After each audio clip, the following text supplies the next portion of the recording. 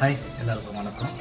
யூடியூப்பில் ஒரு வீடியோ ஒன்று பார்த்தேன், அதை ஷேர் பண்ண தோணுச்சு. ஓகே, 2013 வெளிநாட்டில் ஒருத்தர் ஒரு 50 லட்ச ரூபா மதிப்புள்ள காரை பதிக்கிறேன் அப்படின்னு சொல்லிட்டு ஒரு போஸ்ட் கொடுத்துருந்தாரு.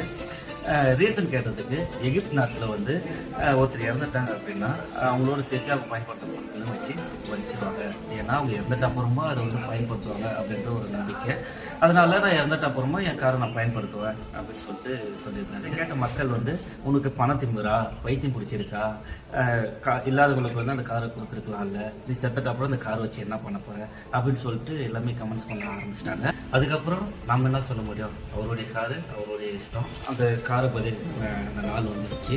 பெரிய குழி தோண்டிட்டு காரை உள்ளார இறக்கிட்டு ஊர் பொதுமக்கள் அப்புறம் மீடியா எல்லாமே அந்த குழியை சுற்றி நின்றுட்டாங்க.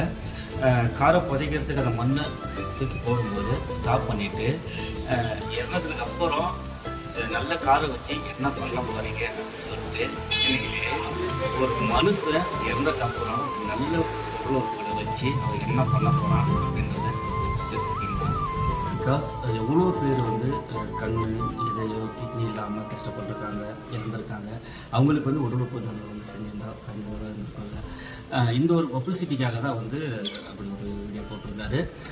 இந்த விஷயம் சக்ஸஸ் ஆனதுனால அந்த வருஷம் உடல் உறுப்பு தானம் செஞ்சவங்களுடைய எண்ணிக்கை 30% அதிகரிச்சிருக்கு. நம்ம சாதாரணமாக ரத்த தானம் பண்ணுங்க, உடல் உறுப்பு தானம் பண்ணுங்க அப்படின்னு சொல்லியிருந்தா பண்ணியிருப்பாங்க.